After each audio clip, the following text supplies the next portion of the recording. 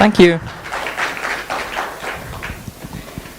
I was unsure when I submitted my paper to this conference whether it really belongs here.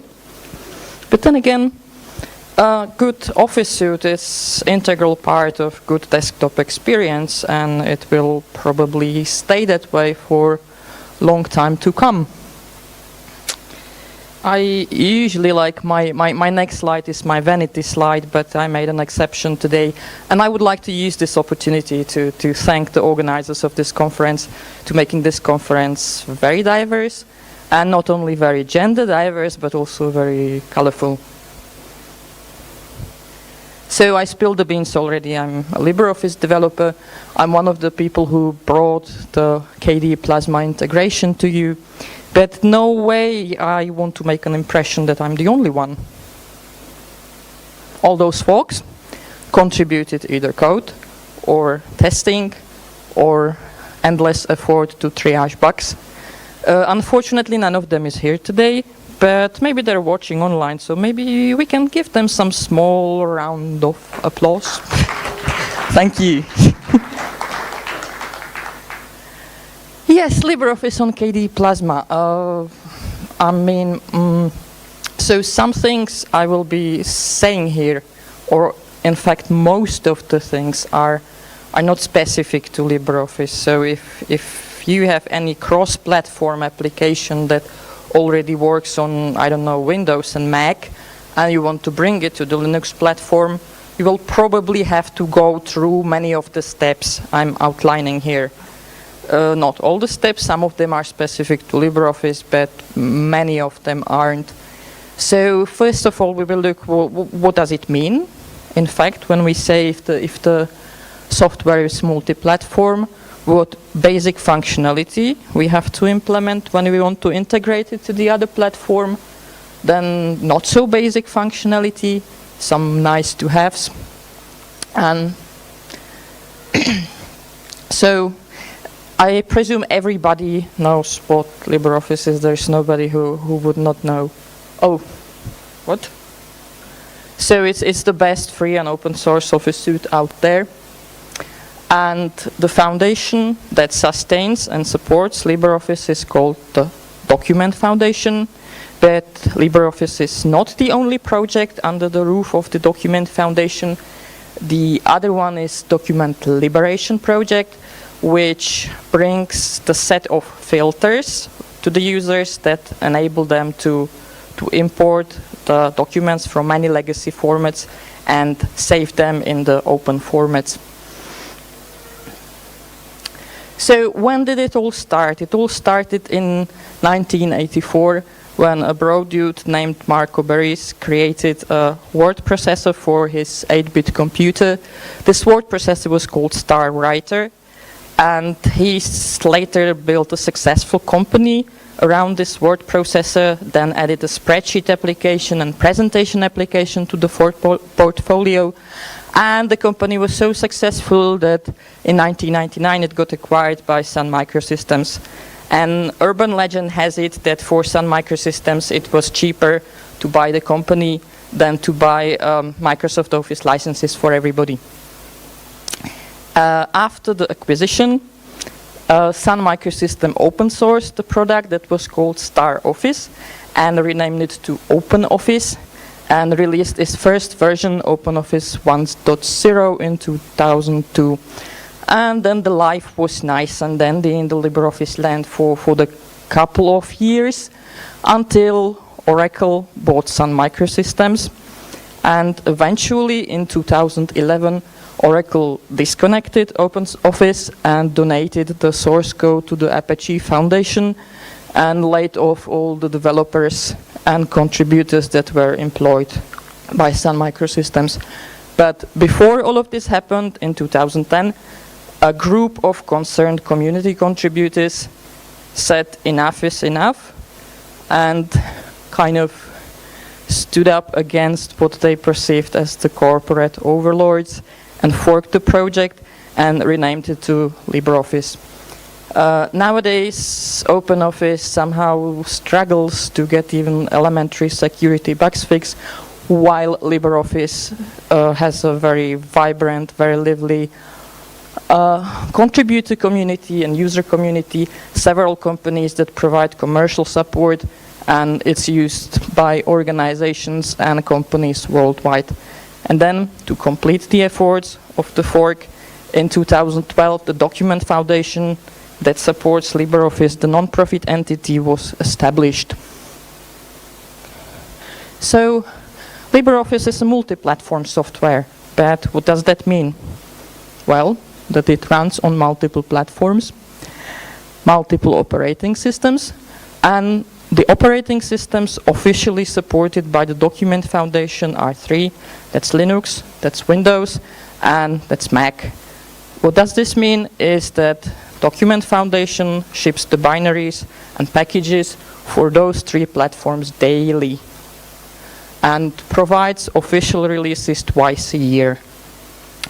Then there's also, of course, plethora of Linux distributions that take the source code and package and improve it on their own terms.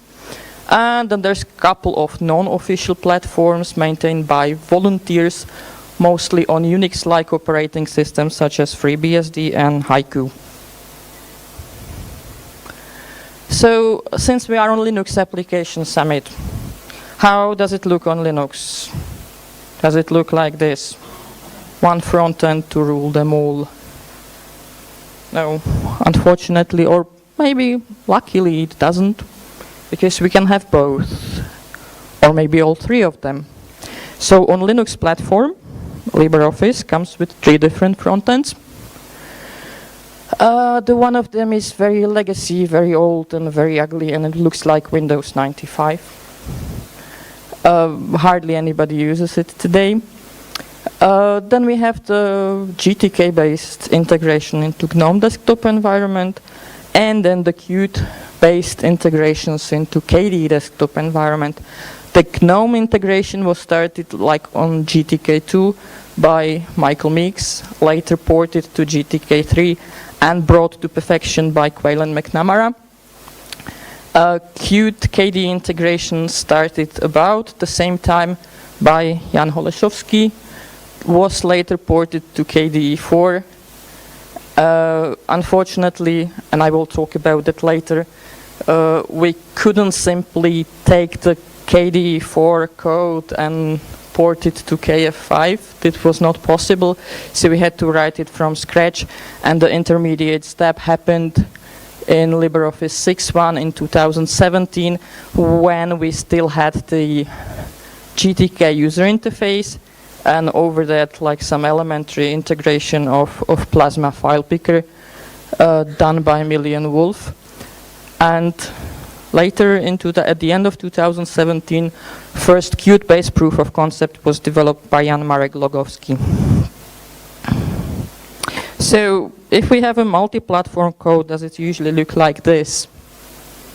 Like, do we have like shitloads of if-defs, and do we need to like really be proficient to write the code that's specific on for all the platforms we have to support? Fortunately not. We have like high-level APIs. So if I want to write the word processor code, I can just say, yes, I can write a generic code that's like opens a dialog or opens a file picker and then like sets the filter on the file picker to show me only text files. And then what happens on the right side of the screen, that like this is some high-level API system abstraction, and it gets re-implemented in the code specific for that platform. So on Windows, it's some Windows API with GTK frontend does this with GTK, and yes, of course, like the new Qt frontend does it with using the libqt. Yeah, this is just like another. I called the lady like in the upper. I called her Sally instance, but it's something like Siri. So if you write a generic code, you just say like, because like the class is called Sally instance in LibreOffice, so you can say Sally instance, please open the window for me, or please create a file picker, and the Sally instance either does this or delegates to somebody who can do it. So, and if I talk about platform-dependent bits, if I talk about platform integration, what do I mean? Well, basically, like I divided those like set of functionalities into two categories. Basic, which like we can't do without it. This is an absolute must be done. And some extended functionality that is nice to have. So we should be able to open Windows. We should be able to put some content into the Windows, and it should have the platform-specific look and feel. So on Windows, it should look like well-behaved, decent Windows application. Similarly, on KDE, the front end should fit the environment and look like well-behaved KDE application. Of course, Office Suite is like a lot about opening files, saving them. So it would be also nice to have some KDE file picker or I don't know, Windows file picker when we're on Windows. Well, and after all this is done, then comes the extended functionality. So user want to copy paste text from Stack Overflow. They want to grab files from the file manager and drag and drop it into the application. This is kind of LibreOffice specific bit, which we see in action now. I have dual screens. It's kind of like subset of the window manager Windows functionality. I have a dual screen now, so because I need to present on both screens, so I need support for that as well. Yes, and then there's much more. It's quite a lot of work, is it? So yeah, and this was my reaction when I realized like how much work that really is. So how do we start with the basic functionality? First step is to put some windows on screen. Why not? We need to be able to open and close them, set their size, maximize, minimize them. Windows can be of many different kinds. It can be a modal dialog, it can be a modeless dialog, it can be the main window, it can be some kind of floating toolbar, it can be a tool window, it can be a docking window. So we need to somehow support all those families and kinds of windows. And yes, so since we are on Qt-based platform, we implement those windows and dialogs in terms of Q windows and Q widgets. And once done, now we have the native Q windows and Q dialogs. So it means that they receive the native Qt events, such as user moved the mouse, user clicked here, user pressed the key. So all we have to do is like to take those Qt events and somehow map them to LibreOffice internal events.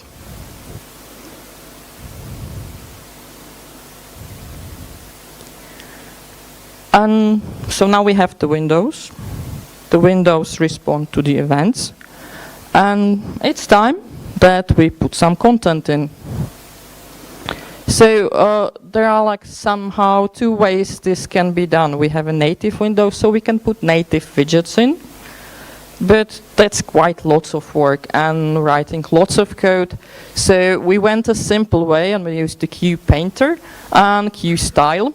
And with this Painter, we kind of draw a bitmap of a button, of a checkbox or any other widget. And then we simply take it and paste it into the canvas that represents the window. And then we repeat this for every single widget that's kind of in the dialog or in the window to obtain the end result. And there are some other side effects that we have the native windows now. One of them is, for example, that the native menus are possible, and it's similar to the events. Once the window can support the native menus, all we can do is, or we have to do, is that we take the LibreOffice menu structure and map it to the Qt menu structure. Also, that was one of the annoying bugs that we had with tooltips that were not native. It was always major pain in the rear to position them correctly and to size them correctly. With native windows, the toolkit does this for us. So a couple of screenshots. This is global menu support which we get with those native menus kind of for free. It's feature known, I think it first came on Mac, that the menu is in some kind of global menu and it's not embedded in the window. And this is a bit of work of art. So this is this is a new ribbon-like LibreOffice interface. It's called Notebook Bar. But if you notice, this tab bar still looks like very ugly, like Windows 95. And this is how we did it much better with the cute styling. Yes, so Office Suite is a lot about opening files, working on them, and eventually saving them. And for that, we need a good file picker. We take the file picker from the platform for the KDE Plasma platform and integrate it into the application. I mentioned this already. The intermediate step to this result happened in LibreOffice 6.1, where we still had the GTK3 user interface and the Plasma file picker as a separate application. It was a bit of a hack. They communicated over standard input and standard output, but the code was there, so it was then easy to take this code and move it completely to KF5 front end.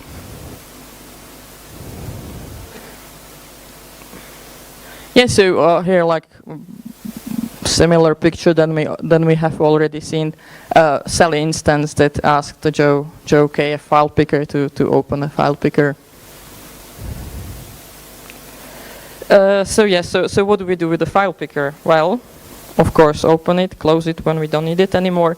Distinguish the file picker to open a file looks slightly different than the file picker to save a file. Switch to folder, set filter, like what files do we want to see. And what we also, this is a new feature, we integrated some access to the files on remote shares that was previously not possible. And yes, so there are some features some things you can do with the file picker that are only possible with LibreOffice and nothing else. And one of them is to save the file with the passport, or save the file, like encrypt the file with the GPG key.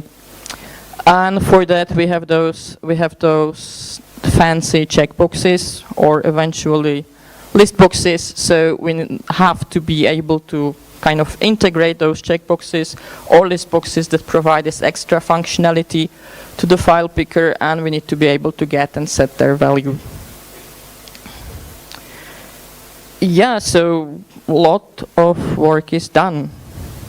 Can kind of put the feet up and relax, right?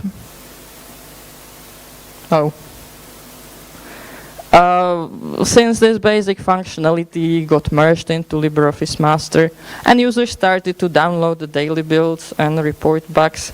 So literally one of the first bugs that we got reported, I can't copy and paste. The second bug was, well, I'm trying to grab the picture from the gallery, but I can't drag and drop it into the applications. And then users do like all kinds of things with LibreOffice. LibreOffice provides users with the possibility to develop extensions.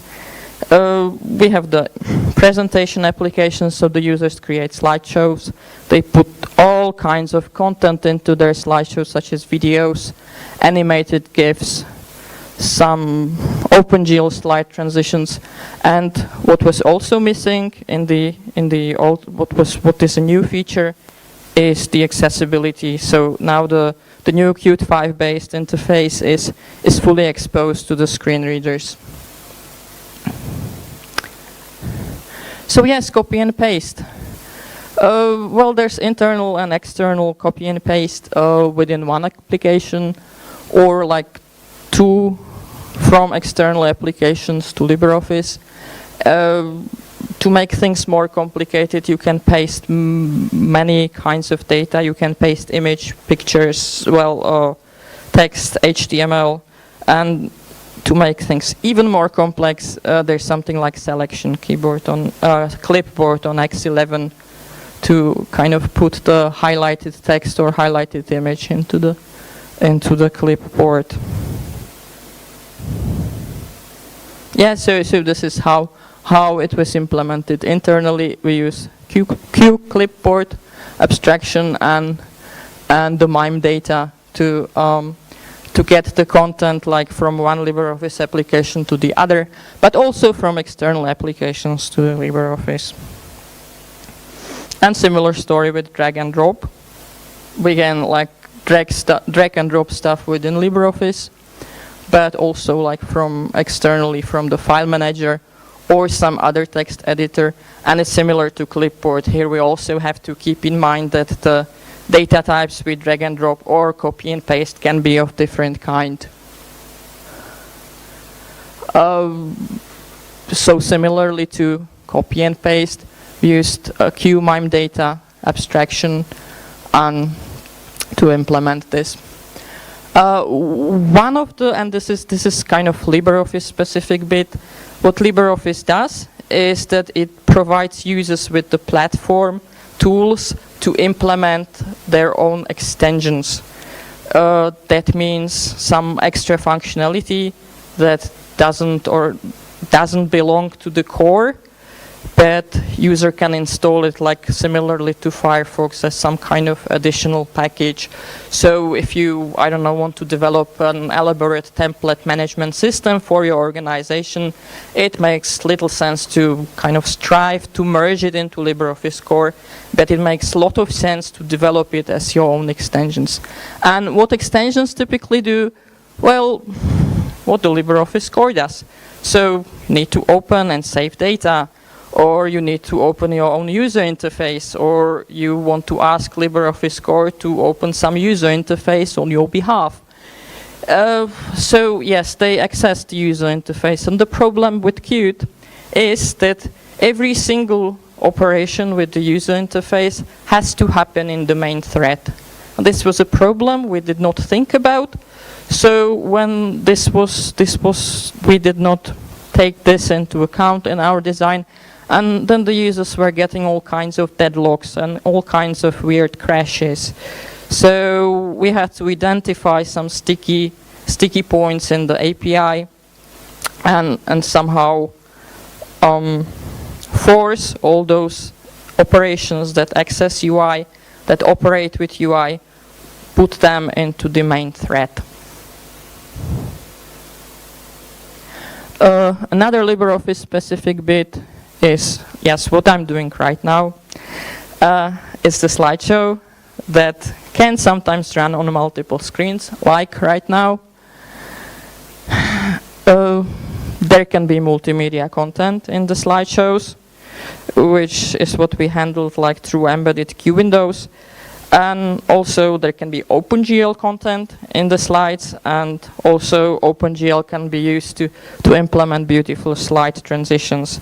So yes, we had to implement some elementary OpenGL support as well. Oh yes, and then after all this was done came like 1,000 different paper cuts, lots of rendering glitches to fix, lots of things that had to be made behave badly, well. Some users use some external input methods if they write in Chinese, Japanese, Korean languages, so we need to add support for that as well. And also, as I mentioned, like we use the Q accessibility interface to implement some elementary accessibility, so every single LibreOffice window with Qt frontend is exposed to the screen readers correctly. And of course, remove many crashes and polish many rough edges. So you may think, okay, this is great. I use KDE. I want to try this out. Where can I get the code? Well, the code is in LibreOffice Master. If you build LibreOffice yourself, you need to switch on Qt 5 and KF5. Every single daily build that Document Foundation ships that you can install has this on.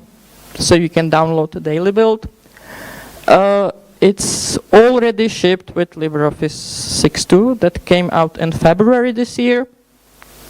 So it means every major Linux distribution has it. Yes, so but like this version, it's okay, but some of the nice things are not there yet. LibreOffice 6.3 that came out in August this year is much better off and is by now relatively bug-free. So yes, like we received one bug last week, but it was like after, I don't know, 1 month break when nobody was reporting anything.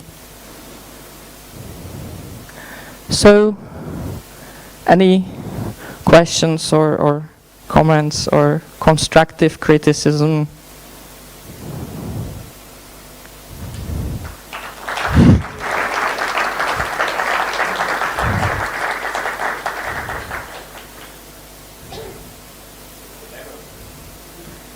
Demo, yeah, I had the demo on my, I don't know if it was, this is your laptop.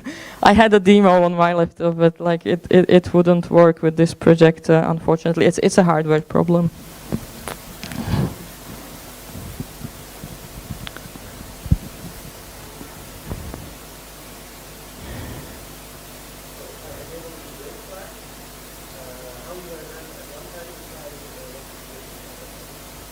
What?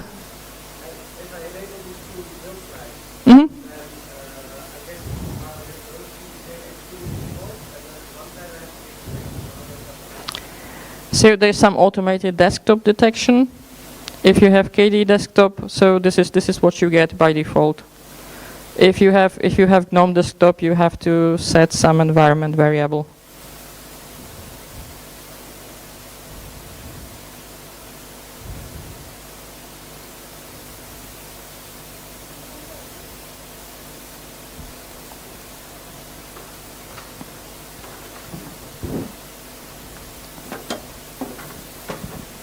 Thank you, Katarina.